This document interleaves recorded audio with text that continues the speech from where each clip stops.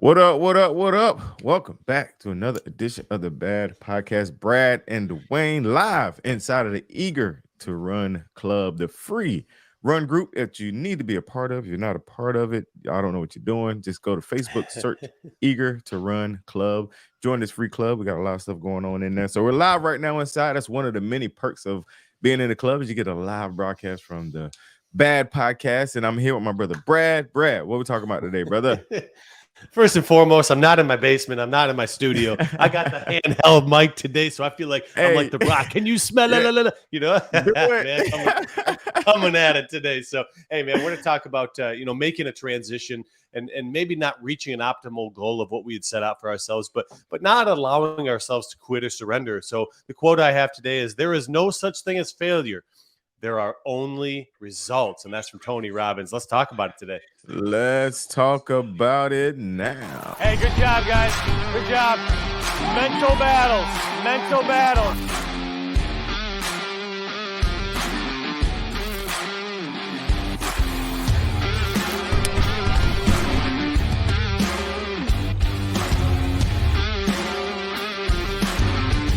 Hey, man. Each man for life, baby.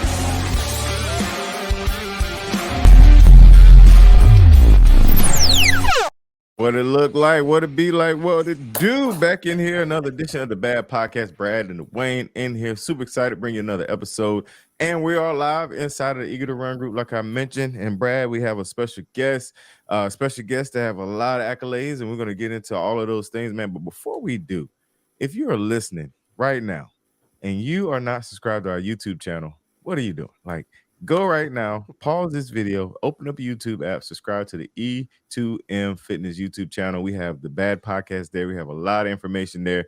Make sure you subscribe to that YouTube channel. All right, Brad, done paying the bills. Go ahead, man. Let's get into it. I'm extremely excited about this here podcast because we're 60 weeks in, man. And first and foremost, that intro still gets me pumped up. Yeah, man. But the reason I'm excited today is because we have somebody special as a guest today. This guy is a qualifier for World Games and in the big boys when it comes to marathons. So Don, I'm going to pass it off to you. I want you to tell us about yourself and introduce yourself. Hey, yeah, thanks, Brad. I really appreciate it. I'm glad to be here and just excited to discuss some things. I'm Don Oswalt. I live in Charleston, South Carolina. I'm an endurance athlete. Ironman's 70.3. Love running. That's how I got my start, was running. And then kind of had some buddies that were doing triathlon. So I decided to move on to triathlon. And so it's been a cool journey. And honestly, I didn't start exercising or doing any kind of training till I was like 45. So my early years of, being here, just didn't do any kind of activity. And so 45, I started to kind of I was going through a divorce at the time. So I needed something to kind of get my mind off of things. And so I was like, I've always wanted to do a triathlon. So I started to just kind of I borrowed a bike, didn't know how to swim. It was just part of the journey. And then I just progressed from there, found out that, hey, I'm actually not too bad at this sport. So started to kind of get on the podium and at races and qualified for Ironman World Championship and went to Kona. It was an amazing experience. And I've been to 70.3, so Half Ironman World Championships. And I've done Boston. I mean, it's been an awesome journey.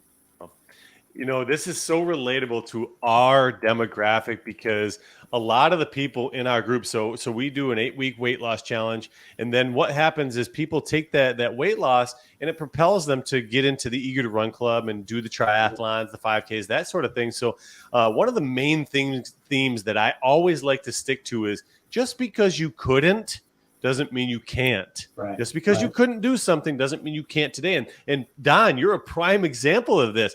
You never even tried. You never made that attempt. Then all of a sudden you made the attempt. You borrowed the bike. You hopped in the water. So I am a fellow Ironman, retired. I'm a 36-year-old retiree. But man, you learn a lot about yourself when you place yourself in those intentional situations. Totally. So I want to talk about something really important, and that's your that's the accolades that you've achieved. So it's the qualifying for Boston, it's the qualifying for Kona. Now you had a goal in your mind, and always your goal was to place on the podium, place number one. But what happens when you don't place, or what happens when you're not number one? How do you transition from not obtaining exactly what you want and to get yourself back to that start line? Right. Yeah. And I like what you said at the beginning about setting a goal and not getting there. And it's really not the goal that you're aiming for. The goals are great. It's actually the person that you're becoming along the way. And that's the most important thing. And hitting a goal weight or hitting a race or getting to Kona, that's like the cherry on top. That's like that's where you want to go, but it's actually who you're becoming. And it's the inside game of who you're becoming. And that's what I would have to say is you may reach the goal, you may not. It doesn't really matter. It's just who you're becoming. How are you becoming a better person to yourself and to those in your inner circle? So that's really it. I call it. Sorry, Dawain. Go ahead. There's a common theme that I'm always looking to jump the gun, and Dawain always. I'm sorry, Dawain. It's all good. No, I'm used to it now. No, man. I just wanted to jump in real quick, man, because like you mentioned, a lot of times, especially, and we always try to relate it to our 8-week challenge, folks. A lot of times when you finish your 8-week challenge, you might not hit everything you intended to hit when you started. And it's super important, man. You hit it right on the nail. Who you're becoming. Although you might not hit that number, but what did you accomplish in that 8 weeks? What discipline did you improve on? You couldn't do any push-ups. Now you can do 2. You couldn't do any jumper jacks. Now you can do them a whole minute. So that I really want to harp on that, man, because you're talking about it on the highest level. Ironman, something I would never know anything about, but but it's the same process, man. And also before we transition, I want to highlight the fact that you started late. I literally saw a quote that I was gonna post on my personal page, and it was like, you're never too old to reinvent yourself. And that is, synonymous for, our E2M folks. Is like, a lot of people are getting into fitness or, discovering fitness or finding out that they need to be healthy at a later age. And it's never too late, man. For you to say you've never been active until 42, I mean, that's amazing. Brad's a little embarrassed because he's been active all his life. And a little bit. Yeah. No, first and foremost, shout out Colonel Sanders, man. Yeah, 62 man. Before he made his first milli, whatever it was. I don't know the exact age, but it's never too late to start. And it's the same concept that I've been preaching the last couple of weeks. It's the story that you're able to tell at the end of the road. When you get to that finish line, when you reach that destination, it's the story that you're able to tell. And I have been using this example, lottery versus earning $1 million. If somebody hands me $1 million, I will blow that $1 million. If I take a pill or if I get a weight loss surgery, okay, I'm not against those things. Okay, I'm not for those things, but I'm not against those things. If that's something that's going to promote your health and promote the best version of you, do it. But you still are not learning the skills and the disciplines to maintain or stay on top. So when you're handed $1 million, you're going to blow through it. But if you earn that 1 milli, you're going to create the discipline, the resilience, all the tools and tangibles that keep you that millionaire. Yeah, totally. Yeah. That is so true. And that is what you're teaching yourself, you're teaching your mind and your body how to be disciplined, how to, overcome challenges when things get tough. And so that's really the game. Mm-hmm. Yeah, we talk about change often. And a lot of people don't recognize that change can be one of two ways. It can be negative change. It can be positive change. It can be a positive transformation. It can be negative transformation. And the quote of the day was, "There's no such thing as failure, just results." Now, what kind of results are you getting? Are you getting negative results? Or are you getting positive results? But that thing with failure, Dawain and I talk about this almost on the daily. The thing with failure is not permanent. It's not going to concrete you into the ground. Failure are building blocks. Failure is building blocks to build you to get those optimal results that, to Kona, to Boston. Right. Yeah. So how do you take failure? How do you take those shortcomings and use those to your advantage to keep climbing? Yeah. And I'm glad that you said that, because there really isn't necessarily, I don't define it as failure. It's just learning. That's all it is. You win or you learn. Yeah. And the faster you fail, the quicker you learn, honestly. And so it's about just being okay with failing in your mind. And it's not failing. It's just, you're learning.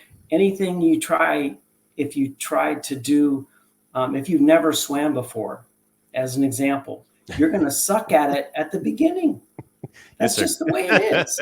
Yes, sir. You're right. You're going to suck at whatever you do at the beginning, and you're going to fail. But that's how you make progress. It's just like the analogy of an airplane. You have to have resistance in order for that plane to fly. Yeah. So there's going to be resistance in your life when you try something new, when you're trying to lose weight, when you're trying to gain a new challenge. There is going to be resistance, but that's where the internal work starts, and that's where you want to be. Yeah. So, and one thing that has really kind of shaped my life is, early in my athletic journey, I was craving acceptance and validation from all the externals. So if I did well in a race, if I made the podium, it's like, oh, hey, look at me, I'm accepted now. But because I didn't know really who I was. And, over time, I realized that there were some things I needed to just heal within myself. And the only validation I needed was from me and nobody else. It didn't matter what place I came in a race. It's just about separating myself for the need for validation from the outside and getting that from the inside. I think a lot of that right there, man, that's deep. And I think a lot of us, we feel that we fall short when we don't accomplish something. And it's not because it's internal. It's because of that validation piece. Like if we fall short of what we wanted to accomplish, it's not necessarily that we're letting ourselves down. We feel that we're letting somebody else down. We're letting that external influence down. And that's a lot of times why we feel like we fail. And I've actually taken fail out of my dictionary, man. I call it falter. I faltered. I stumbled. All right. There's no such thing as failure in Dawain's dictionary, in my dictionary, Don, in your dictionary. It's just got to be eliminated, man. Yeah, totally. Yeah. You good? B? I'm good, B. I'm good. B. I appreciate you asking. When you talk about I could talk for days. I could talk for days. Yeah. So when you talk about Ironman, and you talked about that swimming piece, okay. So hurry up and fail is what I think Gary V says that, or somebody says that. Hurry up and fail. Right. So man, I put off swimming as long as I could. I put it off as long as I absolutely could.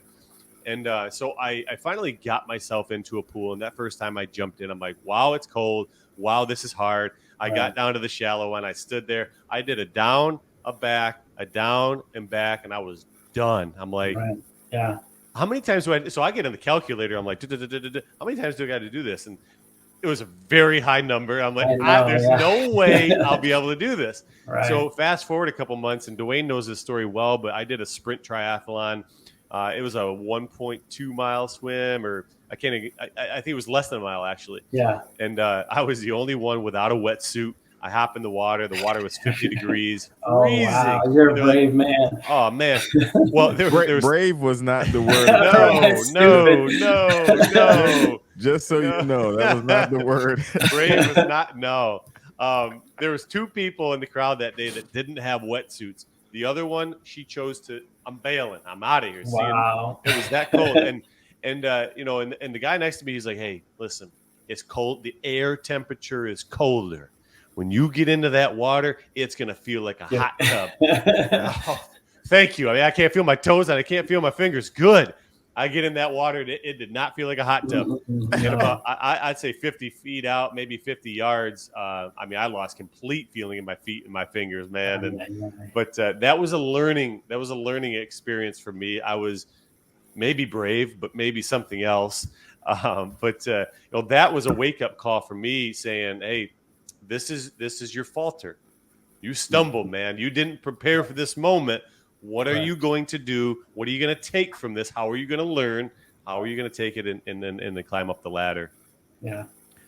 So Don, I'm gonna throw that kind of question on you. Like, you know, what was one aspect that you can think of that either you shied away from, or you know, it wasn't what you expected? Because again, you know, like you mentioned in the beginning, you started late. Just what was an aspect of that training that you can think of?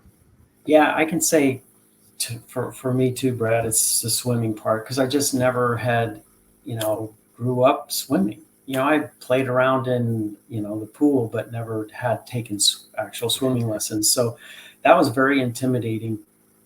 And, you know, still to this day, I'm not the fastest swimmer out there. And so I'm kind of middle or back of the pack. So I've got to work my ass off to get on the bike and the run to kind of move up in my age group. So yeah, it was a big challenge to just, but I knew it's just like anything else. If you're consistent and you stick with it, good things happen. And that's the key. You've got to stick with it instead of saying, you know, well, I'm not good at this, or I will never be good at this, and just quit. It's just about sticking with it. Yeah, I'm not the fastest, but I'm a lot better than I used to be. And so it's the consistency, the discipline of showing up when it's on my training schedule and just not skipping things. And that's the thing, is being consistent. That's the only way you're going to get better at anything, is being consistent. Weightlifting, weight loss, triathlon, running. I mean, yeah, it's just about consistency. Hate it, but love it. Right. Yeah. Hate it, Tony Horton. but love it. Yes, sir. Hey, yes, sir. Oh man, yeah. I always use the example of if you want to be the world's best reader, you cannot continue to read Dr. Seuss. Right. You just can't read Dr. Seuss your entire life, and you can master Dr. Seuss, but you're not going to become the best reader in the world. And same application to any facet of life, man. You want to get better, you got to increase resistance, you got to increase weight, you got to increase intensity. You know, you have to challenge yourself on a daily basis, for sure. Totally. Yeah, so I want to hop in again. You know, just thinking about, because I'm again will not be doing an Ironman. Swimming is not my challenge. You know, everybody know I'm competing next month, my first bodybuilding competition. Awesome. And so for me, my challenge is working legs. I hate it. I absolutely I could hate agree it. with you there. You know, and I like what you said. You know, when it shows up on the schedule, I don't skip it. It is a horrid day. Like I do not like it at all, man. But I don't skip it. And also, like you mentioned, I've gotten better. Probably, you know, I don't, you know, we don't try to go too spiritual, but I think there's a hack squat in hell. And yes, sir, there is. I think there is one in there. But that movement, you know, I remember when I started, like I could barely do the bar. You know, I could barely do a hack squat with a bar, you know, bad knees, all that good stuff. And it's funny, my coach reached out, and when I told him, you know, I was struggling, he was like, "Hey, you want me to take it off your schedule?"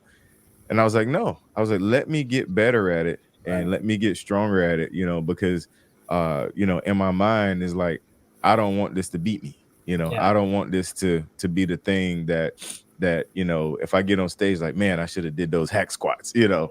maybe my quads were a little better, whatever. So I continue to try it and do it, man, as much, and I still don't like it. But when, like you said, when it shows up on my training schedule, I do it, and that consistency will make you better. I witnessed it with E2M, but I'm seeing it real time all over again, just in my competition training. Mm-hmm. Yeah, and that's the thing is don't be the ego of us wants to be. Don't be afraid to look like a fool. Or I don't want to look like a fool. It's like, whoa, that guy, he's this big dude, and he's only got this much of weight on there. It's like, who cares? It's like you're here to build yourself and your abilities. So it might have to start at a whole lot less weight. Mm-hmm. So, but it's about who you are inside. Yeah. So that ego, man. Yeah. Got to check it at the door. Exactly. Check that ego at the door, man. Exactly. Yeah. So shout out to my bodybuilding company, Egoless. Strength. That's the name of it. We're the Egoless Strength. Oh, guys. Wow. That's cool. Man. That's a cool name. But I mean, and you see it all the time in the gym. You always worried about what somebody else is doing. You're willing to. Some people willing to risk life and health. Just to look like they're stronger or bigger or whatever. But I have no problem, man. Brad, no, I'll go in the gym with my tripod and my phone, and I get some 5-pound weights and do a circuit in the corner, looking at the coaches, where everybody else throwing around, big weight. I'm over there doing a circuit, man, getting it done, because you have to check the ego at the door. You have to know what you are doing. And I also see this. This is one more thing I see. Like, I'll see a guy do some kind of weird little move, and everybody watching. Then a couple weeks later, they're all doing that. Everybody, If he look like if he look kind of big or something, you're like, man, everybody doing those now, man. But it's so funny how just the mind tricks you and just think you have to impress people. So that was really good that you hit on that. Yeah, for sure. Stay within. Stay right here. Yeah, you've got to. Yeah, you really do. And that's the thing that's been intriguing for me at my athletic journey, is just the mental aspect of being an athlete. And it's like, your body, your mind is going to tell you before you're ready to, it wants you to quit before you're ready. Yeah. And so you've got to just learn how to stay disciplined and learn how to push through that, uncomfortable feeling. Talk about a love-hate, man. Tom Brady. A guy that was not physically gifted, right? Right. But man, did he work? That work ethic. He didn't care how he looked, man. He cut tomatoes out of his diet, and people were like, "What are you, Tom? You're crazy. You're cray. You're sideways." But guess what? Tom Brady also played until he was 67 years old. He could probably still hang with the GOATs today. So right. Well, and two, I mean, if you watched any of the Super Bowl stuff, like Patrick Mahomes, they were giving him a bad time because he had this little dad bod or whatever. He didn't have abs. And it's like, who cares? I just won the damn Super Bowl. Yep. And so, it doesn't really matter. Yeah. Absolutely. So B, man, before we get to this next part, man, we have a little part at the end of our show where we do the do you know or did you know fact about our guests. So I want you to be thinking about something that people might not know about you, something that you might not have said publicly, or a story or whatever. So I'm gonna play this short video, super short, so be thinking of it, make sure you have it, and then we'll jump right into it. So here's the short video. Do you know? All right, the video is over. So I hope that was that's short. Yeah, man. So what's a do you know or did you know fact about you, Don? So a lot of people don't know that I ran Boston on my 50th birthday. So it was my birthday, April 21st. And so that was cool. That was really, but I don't think a lot of people know that. That's awesome. So that is a cool one. Crazy. I like that. I won't be running Boston on my 50th, but I plan to be doing something really cool and athletic on that day. But no, Don, we appreciate you, man, coming on. Your story is super inspirational. We know our listeners are going to definitely relate to it and appreciate it, man. And super grateful from the Bad Podcast guys. So, Brad, man, before we get out of here, man, any words you want to leave with the folks? Perhaps I do.